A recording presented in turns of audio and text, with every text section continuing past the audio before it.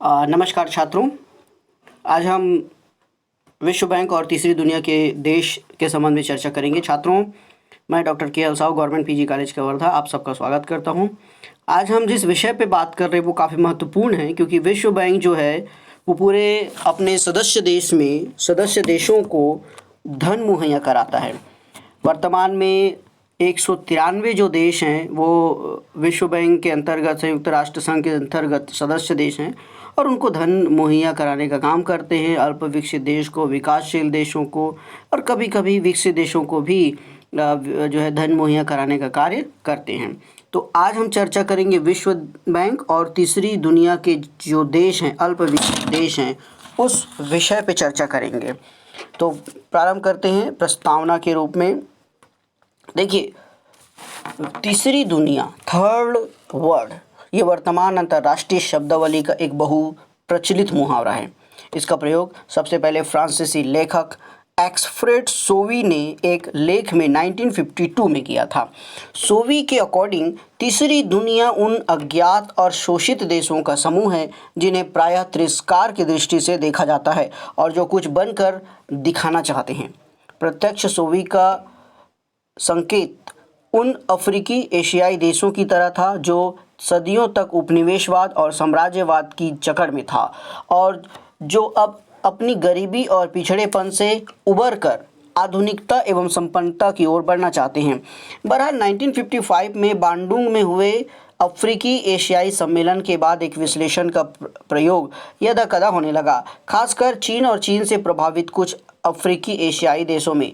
तीसरी दुनिया शब्दांश से आज जो अर्थ निकाला जाता है वो 1950 के अर्थ से एकदम भिन्न है। जब शीत युद्ध अपनी चरम सीमा पर था, तीसरे विश्व का अर्थ उन तटस्थ या असंलग्न राष्ट्रों के झुंड से लिया जाता था जो न तो पश्चिमी शक्तियों यानी पहली दुनिया से प्रतिबद्ध थे और न साम्यवादी गुट यानी दूसरी दुनिया से प्रतिबद्ध थे। आज कथाकथित इन तीसरी दुनिया के राष्ट्रों में कोई औपचारिक एकजुटता नहीं है जिससे किसी सामूहिक अवधारणा से उन्हें संबोधित किया जा सके। आज तो ये देश गरीबी और पिछड़ेपन के पर्यायवाची प्रतीत होते हैं। अतः आज तीसरी दुनिया शब्द का प्रयोग विकासशील राष्ट्रों यानी कि डेवलपिंग नेशंस या अल्प विकसित राष्ट्रों यानी लो डेवलप्ड कंट्रीज के रूप में प्रयुक्त किया जाता है।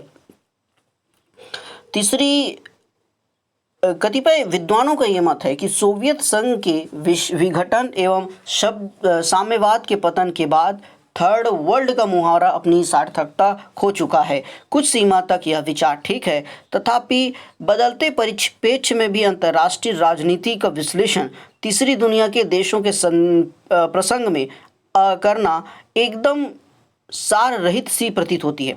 यहाँ तीसरी दुनिया से हमारा तात्पर्य अभिप्राय अंतर्राष्ट्रीय राजनीति में विकासशील देशों की भूमिका का विश्लेषण करना है। अब बात करते हैं तीसरी दुनिया की अवधारणा की। तीसरी दुनिया की अवधारणा, देखिए, 20वीं शताब्दी के छठे दशक की यानी कि 1960 के आसपास की आखिरी वर्षों में चीन नेता माओ त्सू तुंग और उनके अनुयायियों ने अपनी तीन दुनियाओं की कल्पना प्रचारित कर दी। इस कल्पना के अनुसार पहली दुनिया में केवल दो महाशक्तियां अमेरिका और सोवियत संघ है। दूसरी दुनिया उन देशों से मिलकर बनी है जिनका उन महाशक्तियों के साथ सैनिक अथवा व्यापक गठबंधन है। और तीसरी दुनिया उन देशों का समूह है जो कच्चा माल पैदा करते हैं, जो बड़े देशों के उपनिवेश थे तथा जो आधुनिक औद्योगिकरण से बहुत दूर हैं। इस परिभाषा के अनुसार सामान्यतः एशिया, अफ्रीका और दक्षिण अमेरिका क्षेत्र के वे नवोदित देश की तीसरी दुनिया की परिधि में आते हैं जो सदियों तक उपनिवेशवादी शोषण के शिकार थे। तीसरी दुनिया की अवधारणा को दो रूपों में देखा जा सकता है। एक तो इन सभी राष्ट्रों की समस्याएं एक जैसी है, यानी the package of problem that the whole third world same to face, तथा संयुक्त राष्ट्र महासभा में कतिपय मुद्दों पर मतदान करते समय इन राष्ट्रों में एकजुटता देखी गई है। The seeing unity of this third world bloc within the United Nations General Assembly during vote on certain issues खासतौर से उपनिवेशवाद विरोधी मुद्दों के बारे में। अल्जीरियाई एक लेखक हैं फेंट्रज फैनन। फेंट्रज फैनन ने 1961 में प्रकाशित अपनी एक लेख लेस डायनेंस डिक्लेटट लेस डायमेंस डिलेरेट्स में तीसरी दुनिया शब्द का प्रयोग किया, जिसकी अंग्रेजी अनुवाद 1965 में the wretched on the world शीर्षक से प्रकाशित हुआ।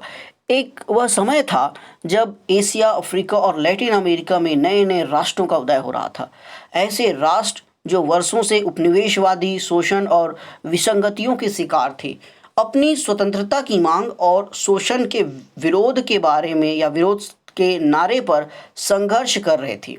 ये जिसमें एशिया, अफ्रीका और लैटिन अमेरिका के उन राष्ट्रों को संबोधित करने के लिए फेनॉन ने तीसरी दुनिया शब्द का प्रयोग किया।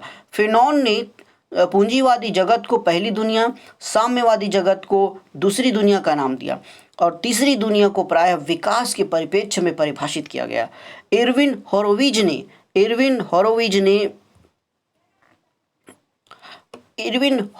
ने इसका नाम जो है इसी परिप्रेक्ष्य में एक पुस्तक लिखी जिसका शीर्षक था विकास की तीन दुनियाएं यानी 3 वर्ल्ड्स ऑफ डेवलपमेंट।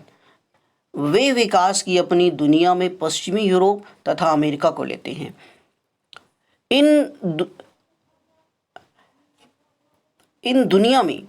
इस दुनिया की प्रमुख विशेषता है कि प्रतियोगी पूंजीवाद, जिसने 16वीं शताब्दी से साम्यवाद को छीन करना प्रारंभ कर दिया, और 16वीं शताब्दी की औद्योगिक क्रांति ने ऐसे प्रगतिशील विश्व के अभ्युदय में सहायता दी जिसने स्वतंत्र आधुनिकीकरण की छाप छोड़ दी।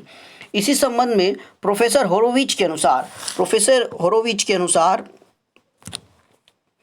होरोविच ये मानते हैं कि सोवियत संघ और उसके गुटीय राष्ट्रों को लेते हैं। जारों के शासनकाल में रूस की हालात आज के विकासशील राष्ट्रों के समतुल्य थी। 1917 की बोल्शेविक क्रांति ने रूस को पूंजीवादी विकास मार्ग से अलग कर दिया और उसे नियोजित केंद्रीभूत विकास के ढांचे में डाल दिया। द्वितीय विश्व युद्ध के बाद पूर्वी यूरोप के राष्ट्रों ने सोवियत संघ के राजनीतिक आर्थिक मॉडल को अपना लिया और चीन ने भी थोड़े बहुत परिवर्तित रूप में इसी मॉडल को वरीयता दे दी। तीसरी दुनिया एक न्यूनतम तथ्य है। ये वे राष्ट्र हैं जो सदियों की उपनिवेशवादी गुलामी से मुक्त हैं और विकास के किसी मार्ग की खोज हैं। एशिया, अफ्रीका, लैटिन अमेरिका की कई राष्ट्रों की विकास की समस्याएं लगभग एक समान हैं,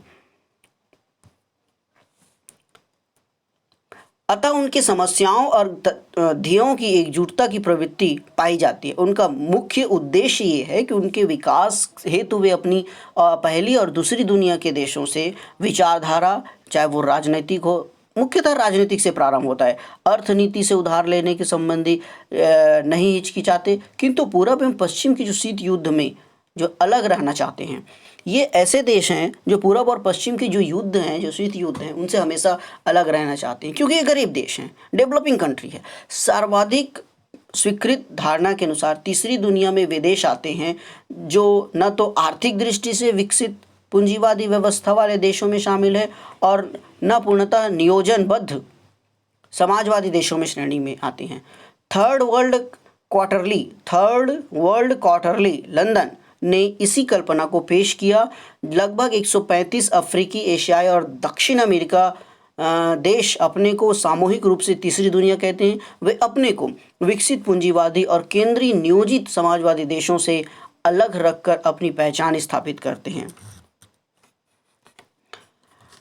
तीसरी विश्व की अवधारणा एक मानसिक अवधारणा है, न कि कोई ठोस राजनीतिक इकाई। वैसे तो संयुक्त राष्ट्र संघ और उनसे सामूहिक दृष्टिकोण विकसित करने के अनेक बैठक मौजूद की गई या बैठक आयोजित हुई, जिसमें किंतु अभी तक तीसरे विश्व की कोई राजनीतिक इकाई जो है अस्तित्व में नहीं आई। इन देशों में राजनीतिक विविधता और वैश्विक नीति में इनकी आर्थिक भिन्नता के साथ तीसरे विश्व से संबंधित मुद्दों जैसे उपनिवेशवाद, विरोध और विकास के अतिरिक्त किसी भी पहलू पर आम सहमति का अभाव पाया गया। यहाँ तक कि विकास के क्षेत्र में भी तीसरी दुनिया के राष्ट्रों में अत्यधिक विविधता देखने को मिली। देखिए, कथाकथित तीसरी दुनिया के जो कुछ क्षेत्र हैं जिनमें 2 दशक से उल्लेखनीय आर्थिक विकास हुआ, चाहे इसका कारण तेल निर्यात ही क्यों ना हो, इसके विकास की दौड़ में अधिसंख्य देश, बहुत सारे देश पिछड़ गए और अब उन्हें हम चौथी दुनिया भी कहा जाने लगा। यानी चौथी दुनिया भी अब है।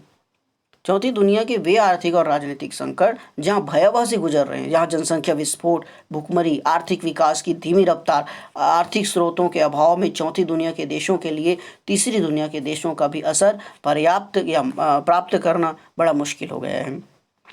इस संबंध में डॉक्टर शिशिर गुप्ता के अनुसार, डॉक्टर शिशिर गुप्ता ने एक बात कही है। डॉक्टर शिशिर गुप्ता कहते हैं कि तीसरे विश्व के देशों की सामान्य विशेषताएं, जिसमें निर्धनता, अस्थिरता, नयापन, अश्वेत, दुर्बलता। आज विश्व के देश धन और खुशहाली के टापू बनते जा रहे हैं, लेकिन विकासशील देश गरीबी और दुखों की डगर में खड़े हैं। यदि हम नवंबर 2001 के पहले सप्ताह में प्रकाशित संयुक्त राष्ट्र जनसंख्या कोष की ताज़ा रिपोर्ट को देखते हैं तो हमें ये स्पष्ट हो जाता है कि विकासशील देशों में बढ़ती जनसंख्या कुपोषण, प्रदूषण एवं सामाजिक आर्थिक असमानताओं का कारण बनती जा रही है। विश्व में धनवान और गरीब के बीच दूरी घटने का नाम नहीं ले रही है। धनवान लोग ज़रूरत से ज़्यादा या अत्यधिक संसाधनों को बर्बाद कर रहे हैं और धनी होते जा रहे हैं, रिच होते जा रहे हैं। दूसरी ओर ऐसे लाखों करोड़ों लोग जिन्हें इतना भी एक वक्त का भोजन भी नहीं मिल पा रहा है, वे जीवित रहने को मजबूर हैं। अब देखेंगे आगे अध्याय में कि संयुक्त राष्ट्र संघ बनने के बाद विश्व बैंक की जो भूमिका है 1961-1967 के बीच की जो गतिविधि हैं, जिन्होंने संयुक्त राष्ट्र संघ ने जो डेवलपिंग कंट्री है उनकी ओर अपना ध्यान आकर्षित किया और उन लोगों को पूंजी निवेश कराने में, उनके आर्थिक विकास में कैसे मदद की। छात्रों, आज का लेक्चर यहीं तक। अगले लेक्चर में हम फिर इसी के संबंध में आगे का जो है पढ़ेंगे। धन्यवाद।